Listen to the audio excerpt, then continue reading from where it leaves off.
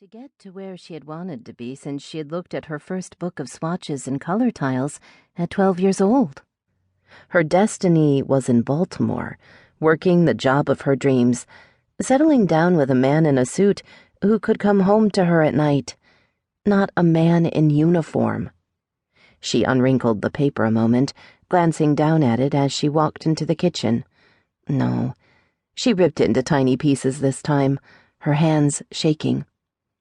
Turning to the kitchen sink, she dropped them down the drain and flicked on the disposal.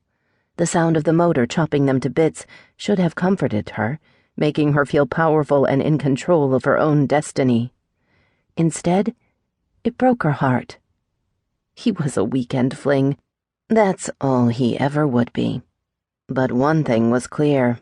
Ensign Jack Falcone had ruined her for other men. Chapter 1. 8 years later. She hated stilettos.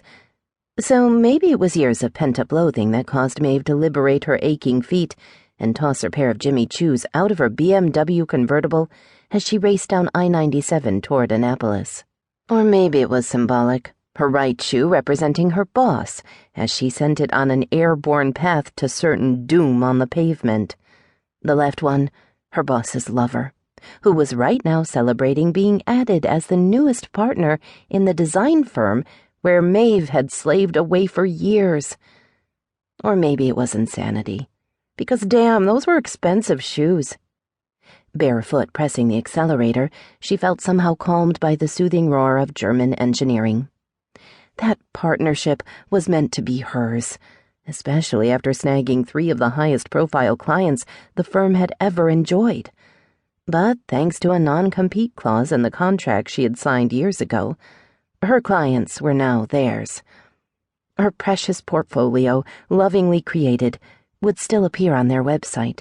And she was jobless, pressing her foot harder against the accelerator as she raced toward home. Glancing behind her in the rearview mirror, her eyes spotted a cop 2 cars behind her, and she tapped the brakes lightly as she exited. Certainly couldn't afford a ticket right now, and she wasn't up to flirting with an officer to get out of it. At a stoplight, her toes enjoyed the freedom, wiggling, waiting for the green that would bring her closer to home. Why did she always wear skyscraper heels? Why did she always have perfect hair and nails, and wear outfits that made her look like she should be traipsing down Beverly Hills Rodeo Drive, rather than Main Street, Annapolis, Maryland? Why was she such a fake? Approaching the Navy Memorial Bridge, a breath of bay-scented air consoled her as she was greeted by the sweeping profile of the United States Naval Academy on the shore and sailboats on the Severn River, enjoying an evening race. Having lived in many cities along the East Coast, Annapolis was easily the most appealing. Her eyes drifted to one of the many reasons: a group of Naval Academy men, instructors in their early 30s by her appraisal, on their evening run across the bridge. She sighed appreciatively.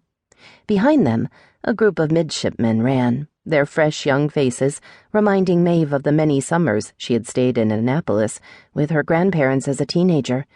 Too many times to count, she had borrowed her grandmother's red VW Beetle and taken a leisurely drive, playfully tapping her horn and waving at the appealing college men.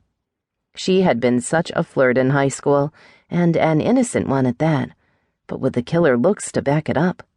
Feeling remarkably calmer, she pulled into her driveway, noticing the usual assortment of cars in front of her humble Cape Cod. Mick's SUV and Jack's truck were pulled along the curb. It was a full house tonight, which could only mean one thing: Bess was cooking. Even as Maeve thought it, the smell of something wonderful wafted her way through the house's open windows towards Maeve's convertible. Garlic and... what was it? Basil, perhaps? Maeve wasn't the culinary genius her housemate Bess was, but she was enough of a gourmet to appreciate a fine meal. As she turned off her car, her stomach instinctively grumbled. Tiptoeing on her bare feet up the sun-blasted cement, she briefly considered doing a 180 and going back to search for her discarded shoes somewhere near the Odenton exit. There was still a chance they hadn't been destroyed by oncoming traffic, or snatched up by a fellow size 8 who had damn good taste. But the thought of an awaiting sun